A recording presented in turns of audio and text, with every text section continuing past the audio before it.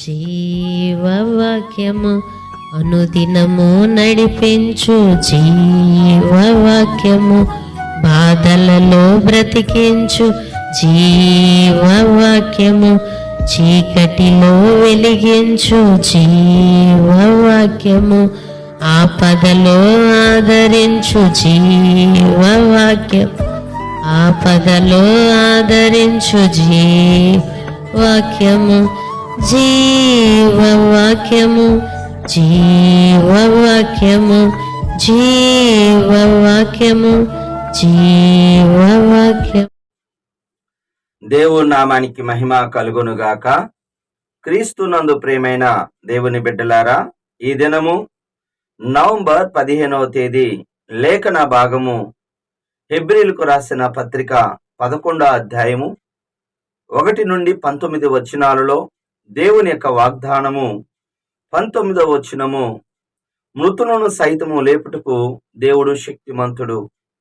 అవునండి, అబ్రహాము గారికి దేవుడు, నువ్వు ప్రేమించుతున్న ఇస్సాకును నాకు దహన బలిగా అర్పించమన్నప్పుడు అతడు మరి ఇస్సాకు మీద కట్టెలు పెట్టి తీసుకొని వెళ్తూ 3 దినాలు తర్వాత ఆ పర్వతం మీద మరి కట్టెలు పేర్చి చక్కగా పేర్చి ఇస్సాకును బంధించి మరి ఆ ఇస్సాకుని చంపటానికి ఇష్టపడుతున్నాడు.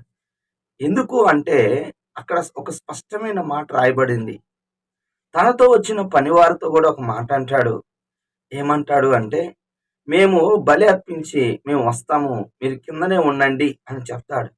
అంటే అబ్రహాము గారికి ఎంత విశ్వాసం ఉంది అంటే, మృతతుల్యమైన గర్భములో నుండి దేవుడు బిడ్డనిచ్చినప్పుడు చనిపోయి దహన బలి అంటే మరి బలిచ్చి కట్టెల మీద దహించి బూడిదైపోతాడు.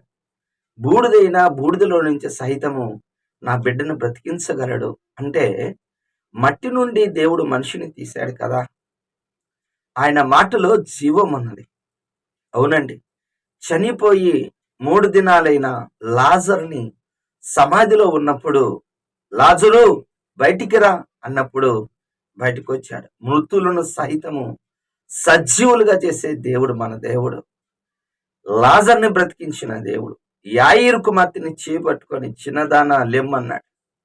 మరి నాయీరు ఇదవరాలి యొక్క కుమారుని యొక్క పాడి మీద తీసుకెళ్తుంటే చూచి కనికరపడి పాడిని ముడితే చనిపోయిన వ్యక్తి లేచాడు. మన దేవుడు సజీవుడు, ఆయన మృత్యుంజయుడు, మరణాన్ని జయించిన దేవుడు. ప్రపంచంలో చాలా మంది రాజ్యాలు జయించారు కానీ మరణాన్ని జయించిన వ్యక్తి లేడండి, ఒక యేసుప్రభువారు. అందుకే యేసుప్రభువారు అంటాడు, నేనే పునరుద్ధానము జీవమును అన్నాడు. అటువంటి విశ్వాసం అబ్రహాము గారికి ఉన్నదండి. మృతుల సహితము లేపగలిగిన శక్తిమంతుడు మన దేవుడు. కాబట్టి మరణమును గురించి భయపడద్దు, నీకు మరణ భయము నుంచి విడుదలిస్తాడని ఈ దినం వాగ్దానం చేస్తున్నాడు. నమ్ము, విశ్వసించు. ఒప్పుకోవలసిన పాపాన్ని మనం చూసినట్లయితే 6వ వచనము, విశ్వాసము లేకుండా దేవుడికి ఇష్టుడై ఉండుట అసాధ్యమండి. అవును, దేవుడి యొద్దకు వచ్చు వారికి దేవుడు ఉన్నాడనియు, తను అడుగు వారికి ప్రతిఫలము దయచేవాడు అనియు నమ్మవలెను కదా.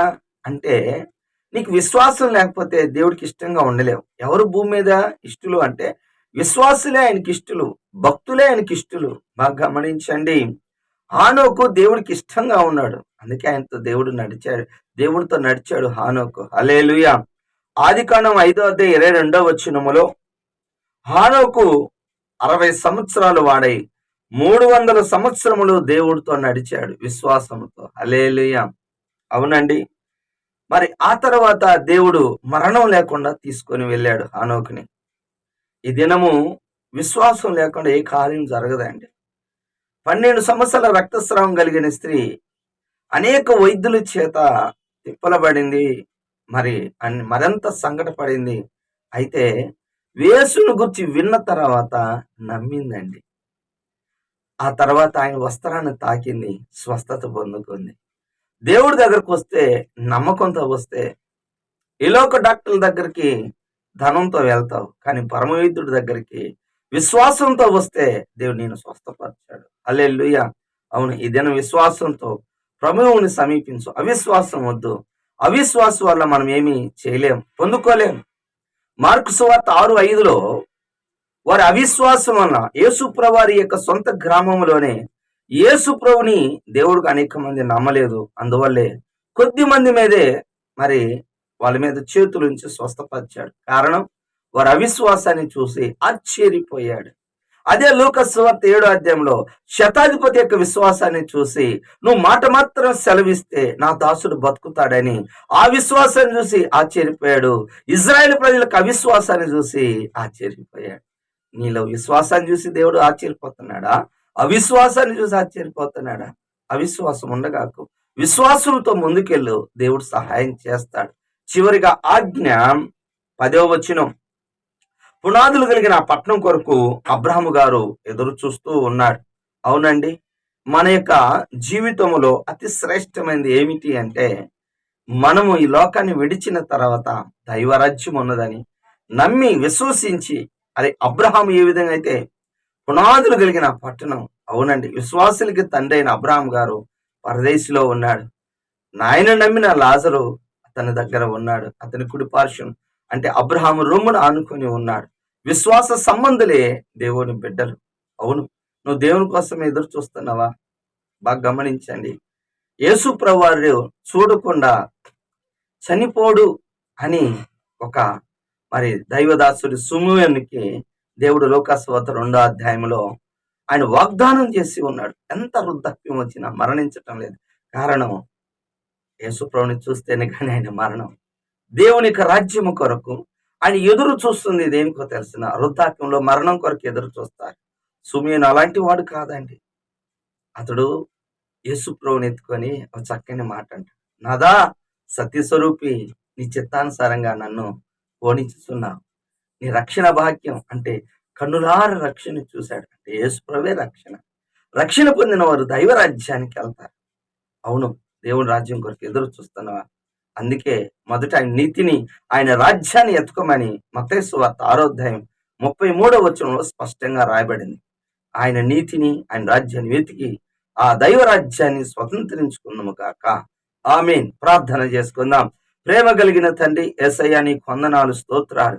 ఈ ఉదయకాల సమయంలో నీ కృపలో, నీ దయలో ప్రభా మాకు శ్రేష్టమైన వాగ్దానం, మృతుల సహితము సజ్జుడుగా చేసే దేవుడి, మాకు కాదు అవదు అనుకున్నవి మీకు సమస్తము సాధ్యమయ్యా నమ్మటము ద్వారా అవిశ్వాసము లేకుండా విశ్వాసముతో నాయన ఎదురు చూసే వాళ్ళంగా దయచేయండి. ప్రతి ఈవి, ప్రతి అక్కర మీ నామలో తీరుస్తావు తండ్రి, అద్భుతం చేస్తావు తండ్రి.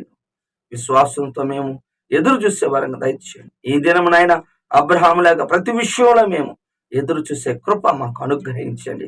వింటున్న బిడ్డల్లో కార్యము జరిగించమని, మహిమ, ఘనత, ప్రభావాలు మీరే తెచ్చుకోమని యేసు నామములో ప్రార్థిస్తున్నాను తండ్రి. ఆమేన్. తండ్రి యొక్క ప్రేమ, కుమారుని యొక్క కృప, పరిశుద్ధాత్మ దీవెన సదాకాలం మనందరికి తోడుగా ఉండును గాక. ఆమేన్. హల్లెలూయా. దేవుడు మిమ్మల్ని దీవించు.